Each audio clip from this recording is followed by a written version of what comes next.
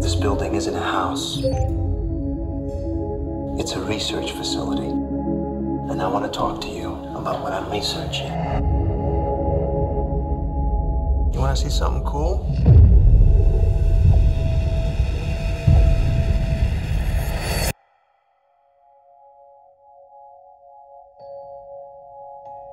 You are dead center of the greatest scientific event in the history of man.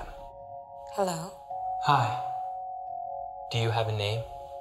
Ava. Oscar, I think what's so fascinating is that Nathan is this reclusive billionaire who, despite his genius, has such an inability to interact with other human beings. And I was wondering if you drew any inspiration from anyone in real life, contemporary or otherwise. Yeah, actually, there was two people in particular that I thought kind of meshed up well with my thoughts about the character and the conversations I had with Alex. And those two people were, one was Bobby Fischer, because, you know, he's a chess genius and was so smart from such a young age. He was self-taught, he was from the Bronx, but he was very dark and misanthropic and angry.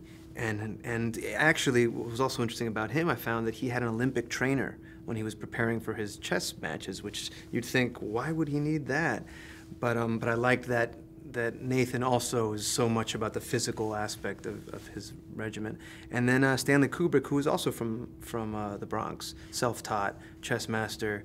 I think definitely I'm more on the positive end of the spectrum, but, you know, enigmatic, and actually I listened to his speeches a lot, and you know, there's recordings when he was much younger, and so Nathan has a slight Bronx dialect in there, and we also took, you know, the glasses and the way that he would look over his glasses, and then that bald head and the beard was kind of Kubrick inspired. Well, you know, there's a great scene between Caleb and Nathan where they're discussing the work of Jackson Pollock, and they're talking about the relationship between random and deliberate creativity, I guess. And I was wondering for both of you if that's something you relate to at all. I love that moment between the two of them. Automatic art, yeah, that absolutely. Well, that's I think one of the speeches when I read it, I just thought this is incredible, because that's actually, as an artist, that's exactly where you want to live. You know, somewhere in between deliberate and unconscious.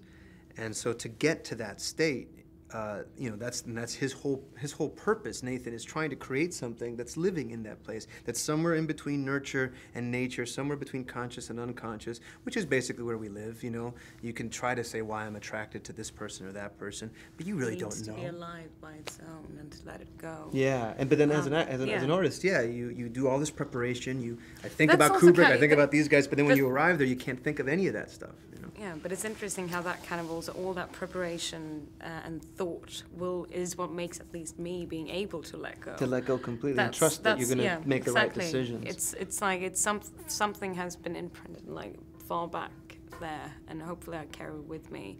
And then alongside, you know, because then the other actors comes in, and then you never know. Exactly. Because you need to be there, you need to listen. Well, and that is also such a great feeling, to let go and feel like I am not in control because right now. Ultimately, that's normally the good scenes. Like painting, I think acting is primarily an expressive art. It's not a communicative art.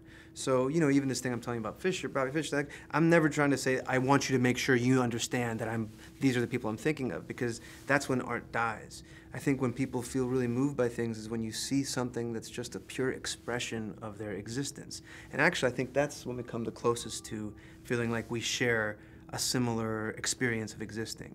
Because that's the biggest question of the movie, I think, is what is consciousness? And how can you ever know if you experience things the same way as anybody else? Caleb, here's something I want to show you. Can we talk about the lies you've been spinning me? What lies? Today, I'm going to test you. Why me? Caleb, you have to help me. What's the real test? You. Is it strange to have made something that hates you? What will happen to me if I fail your test?